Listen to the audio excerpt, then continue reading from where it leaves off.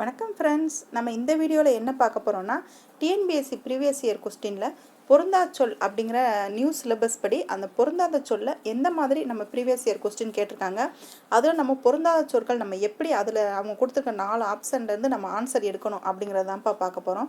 இப்போ கொடுத்த நியூ சிலபஸில் எதில் நமக்கு இன்க்ளூட் பண்ணியிருக்காங்கன்னா சொல்லதிகாரம் அப்படிங்கிற டாபிக் கீழே பொருந்தாத சொல்லை கண்டறிதல் அப்படின்னு சொல்லி நம்ம நியூ சிலபஸில் வந்து கொடுத்துருக்காங்கப்பா. இப்போ ப்ரீவியஸ் இயர் கொஸ்டினில் அந்த பொருந்தாத சொல் எப்படி நம்ம கொஸ்டின் மேக் பண்ணியிருக்காங்க, அதுலேருந்து நம்ம எப்படி ஆன்சர் எடுக்கணும் அப்படிங்கிறத பற்றி பார்க்கலாம் வாங்க. ஃபஸ்ட்டு கொஸ்டின் பாருங்கள், பொருந்தாத சொல்லை கண்டறிக அப்படின்னு சொல்லியிருக்காங்க. இதில் அகத்திணை அல்லாதது எது அப்படின்னு கேட்டிருக்காங்க. குறிஞ்சி, காஞ்சி, முல்லை, மருதம் அப்படின்னு சொல்லி கொடுத்துருக்காங்க.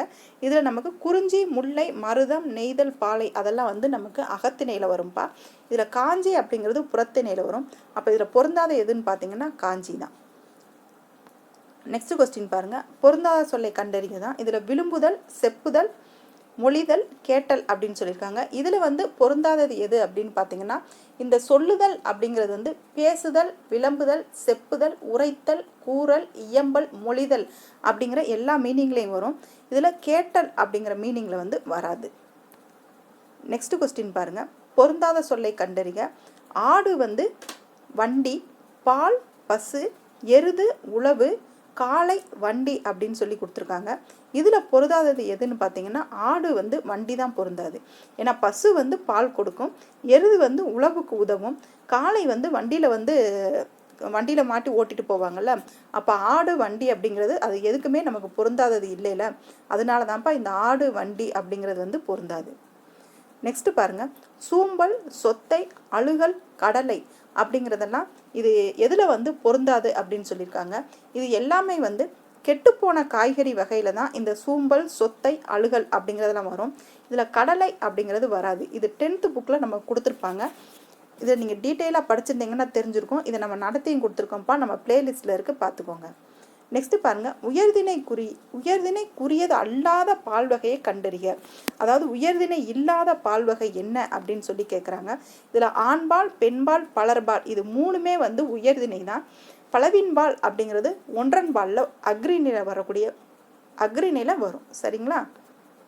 நெக்ஸ்ட் கொஸ்டின் பாருங்கள், மரங்களின் பெயர்கள் வந்து அல்லாதது எது அப்படின்னு சொல்லி கேட்டிருக்காங்க. இதில் வேரி, சாலம், கோழி, நாளிகரம் அப்படின்னு கொடுத்துருக்காங்க. வேரி அப்படின்னா தேன் அப்படின்னு வரும்பா. சாலம் அப்படின்னா ஆச்சா மரம், கோழி அப்படின்னா அரச மரம், நாளிகேரம் அப்படின்னா தென்னை மரம். அப்போ இதில் பொருந்தாது எதுன்னு பார்த்தீங்கன்னா வேரி தான். நெக்ஸ்ட் கொஸ்டின் பாருங்கள், பவ்வம் என்பதோட தவறான பொருளை வந்து தேர்ந்தெடுக்க சொல்லியிருக்காங்க. பவ்வம் அப்படிங்கிறது வந்து கடல் அப்படிங்கிற மீனிங்லையும், முன்னீர், ஆழி அப்படிங்கிற மீனிங்லையும் வரும். ஊழி அப்படிங்கிற மீனிங்கில் வந்து இந்த பவ்வம் அப்படிங்கிறது வராது. நெக்ஸ்ட் கொஸ்டின் பாருங்கள், பொருந்தாத சொல்லை கண்டறிக. ஐ, மற்று, மா அப்படின்னு சொல்லியிருக்காங்க. இந்த ஐ, மற்று இது எல்லாமே வந்து இடைச்சொற்கள்ப்பா.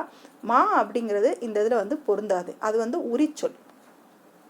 நெக்ஸ்ட் கொஸ்டின் பாருங்கள், ஓதல், படா ஆ, விளக்கு, கொடுப்பதும் அப்படின்லாம் சொல்லியிருக்காங்க. இதில் வந்து என்னன்னு பார்த்தீங்கன்னா ஓதல், படா ஆ, கொடுப்பதும் இது எல்லாமே வந்து உயிரளபடை.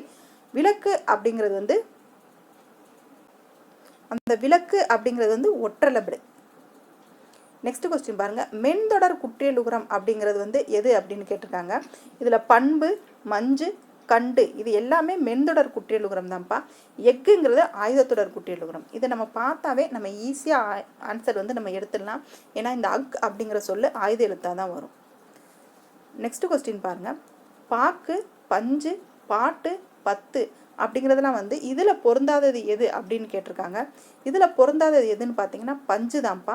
இந்த பாக்கு, பாட்டு, பத்து அப்படிங்கிறதுலாம் வன்தொடர் குற்றியலுகரம். இதில் பஞ்சு அப்படிங்கிறது மட்டும்தான் மென்தொடர் குற்றியலுகரம். நெக்ஸ்ட் பாருங்கள், சார்பெழுத்து வகைக்கு பொருந்தாதது எது அப்படின்னு சொல்லியிருக்காங்க. சார்பெழுத்து வகைனா உயிர்மை, ஆயுதம், ஆயுத குறுக்கம் இது எல்லாமே வரும்.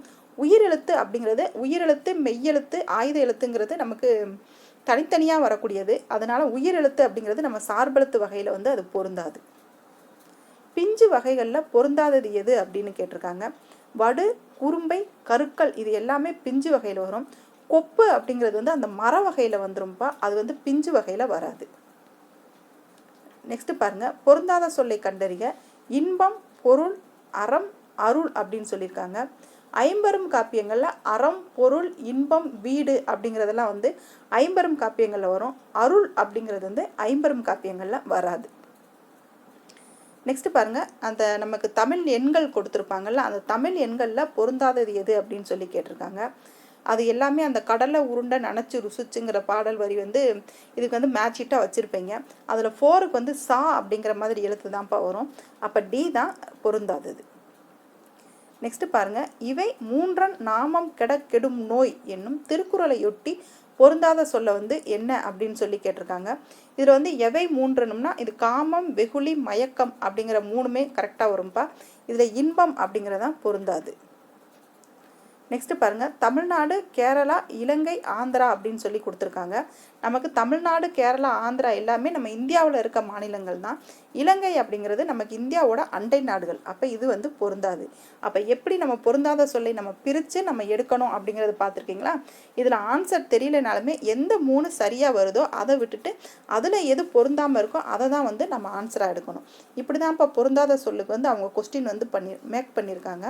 நெக்ஸ்ட் கொஸ்டின் பாருங்க, பொருந்தாத சொல்லை கண்டறிகையில் கருங்குவலை, சென்னல், செம்மலர், விரிமலர் அப்படின்னு கொடுத்துருக்காங்க.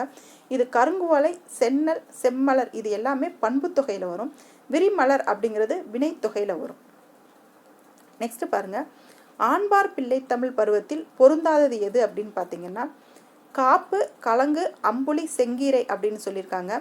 காப்பு, அம்புலி, செங்கீரை அப்படிங்கிறது வந்து நமக்கு ஆண்பார் பிள்ளை தமிழில் வந்து ஆண்பார் பிள்ளை தமிழில் வரும். இதில் கலங்கு, அம்மானை, ஊசல் அப்படிங்கிற 3மே வந்து பெண்பால் பிள்ளை தமிழில் தான் வரும். அப்போ இது வந்து பொருந்தாது.